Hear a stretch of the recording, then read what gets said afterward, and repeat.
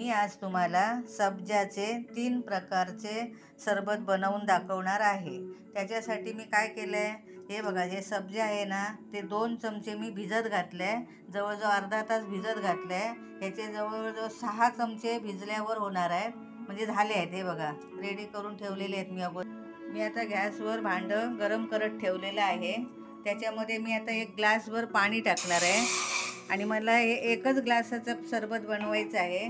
त्याच्यासाठी 2 चमचे मी गूळ घेतलाय बारीक करून। हा बघा, बारीक केलेला गूळ आहे 2 चमचे।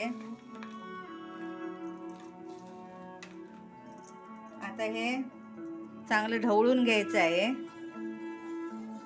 हे विरघळायला पाहिजे म्हणून पूर्ण ढवळून घ्यायचं आहे।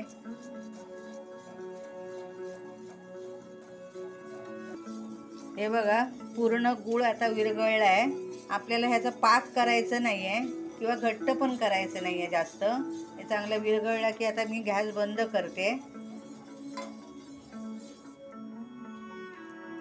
हे बघा, हे गुळाचं मिश्रण आता थंड झालेलं आहे।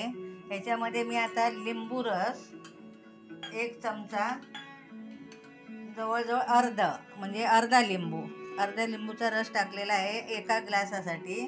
आणि हे मी वेलची पूड थोडीशी टाकते। तुम्ही ह्याच्यामध्ये आल्याचा किस पण करून रस घालू शकता त्याच्यातलं।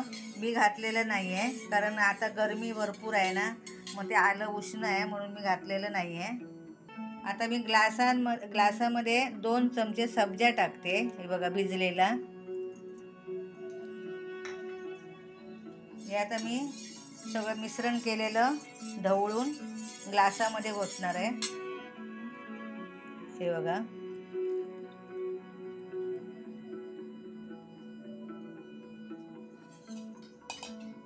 मी सरबतामध्ये मीठ टाकायला विसरली होती। चवीनुसार मी मीठ टाकते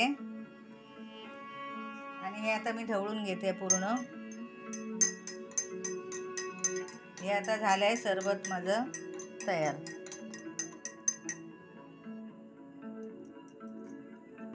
मी आता हे दुसरं सरबत तयार करते। त्याच्यासाठी मी 1 ग्लास पाणी घेतलंय, 2 चमचे मी साखर घेते। हे आता मी पूर्ण जरा ढवळून विरघळून घेणार आहे अशी।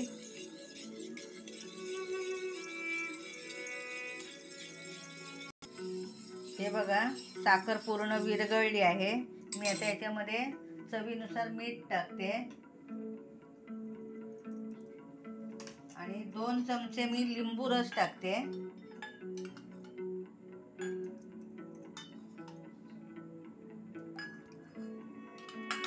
हे बघा,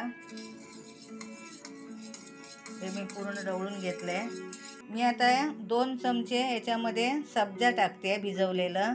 आणि आता सध्या गरमी एवढी वाढलेली आहे ना, आणि सब्जा हे एकदम थंड आहे, त्यामुळे सब्जाचा उपयोग आता शरीराला चांगला होतो, म्हणून हे सब्जाचं सरबत आता प्यायचं आहे।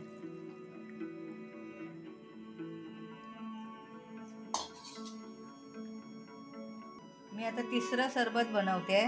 त्याच्यासाठी मी 1 ग्लास पाणी घेतलंय। याच्यामध्ये मी गुलाब सरबत 2 चमचे टाकते आहे।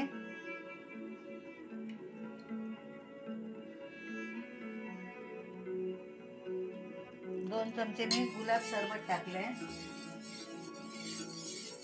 आणि ह्याच्यामध्ये मी आता लिंबू रस टाकणार।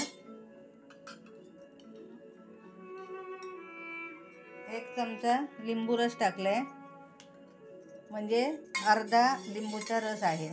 ह्याच्यामध्ये तुम्हाला जर जास्त गोड हवं असेल ना, तर 1 चमचा साखर पण टाकू शकता। आता मी या ग्लासामध्ये 2 चमचे सब्जा टाकते। बघा, मी आता याच्यामध्ये तयार केलेलं सरबत ओतते सब्जामध्ये।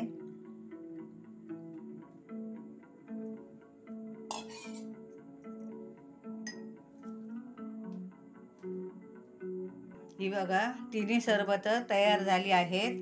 मी त्याच्यामध्ये आता 2-2 बर्फाचे तुकडे सोडणार आहे।